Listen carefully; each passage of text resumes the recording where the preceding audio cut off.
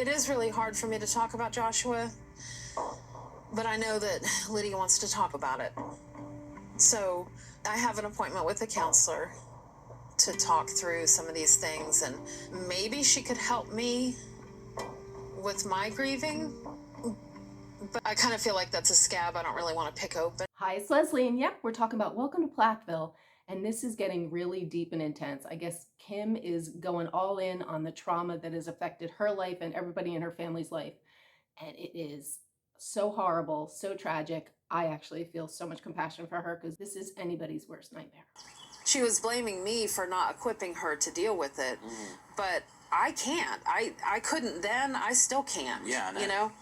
And what a shock. I'm starting to not like Lydia and actually feel for Kim. Because Lydia, the moral police, she's saying that her mother didn't equip her with the tools to be able to talk about something. But the bottom line is what Lydia was for. You know, they probably should have put them in therapy. Again, we need the therapist for these people on this show.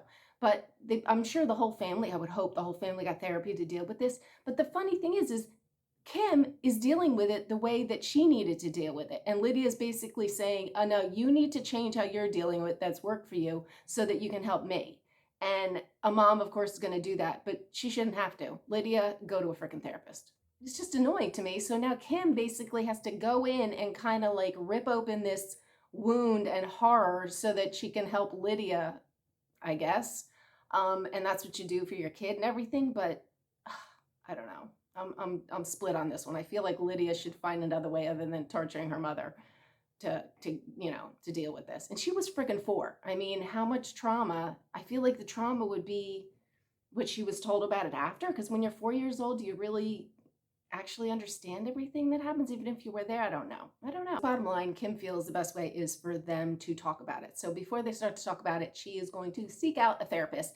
And just by coincidence, they happen to have one. Yep.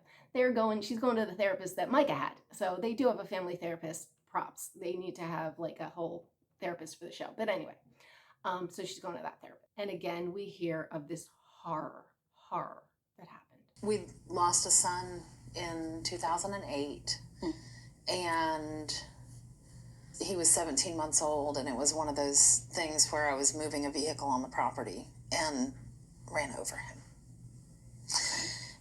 And we now have 9 children. The older ones were all there when it happened. I just cannot even wrap my brain around this, but everything she says of how she dealt with it and coped is what I feel is exactly what I would do. I would shut down. I would never want to talk about it. Unfortunately, I would say to my husband, get the kids help. I need to just sit here and just try to like forget it. I don't even know. And if alcohol helped, I don't even know. I'd be on some kind of medication because it would be horrible. I have a lot of sympathy for her because this is awful. But Lydia, who hates people talking about her and Zach and all the things and putting in their 2 cents and their opinions, doesn't just voice her issues to the family. She decides to take it online and post it out to the wonderful world of the internet and for everyone to chime in on, and talks about Kim and Barry's marriage, which is so not her place. Like, that's therapy talk, Lydia. You needed a therapist, not the world. And so she is just rubbing me wrong, this Lydia. And put Zach in there too, because who is he? He just got to the freaking family and suddenly he's, no. And then this part is really creepy about this play-by-play that happened, I guess, when the actual accident happened. Like, why in the world Lydia would go down that road and recreate that? I don't even know if she's truly recreating it from her mind. It might be what others have told her because she's 4.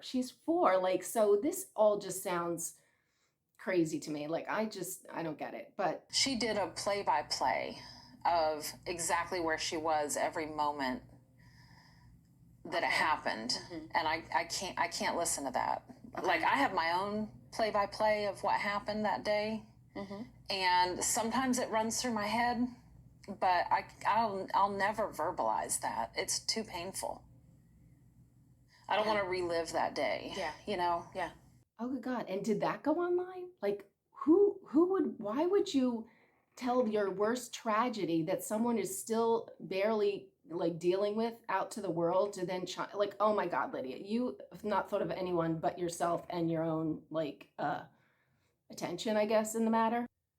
But again, I am so surprised that I am just feeling so much compassion and empathy for Kim, who I could not stand for the longest time. Now I am like a Kim fan. And Lydia, your moral police, you are just, ugh, totally unappealing. And Zach, take him with you, Lydia, and none of you. I don't like any of you. But anyway, horrible. And this is definitely why she's probably so overweight, because all this is coming to the surface and she's eating her pain or whatever. Yeah. As much as it hurts me, the pain, like I've never felt pain like that before, to know that I inflicted that same pain on all of my children, it's more than I can bear. I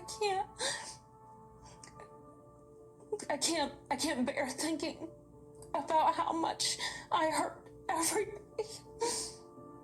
I get it. Horrible, horrible, something you never get over. And it's so crazy that now she's on a TV show, and I'm sure they're saying to her, you need to go down this road, and we need to, televise this.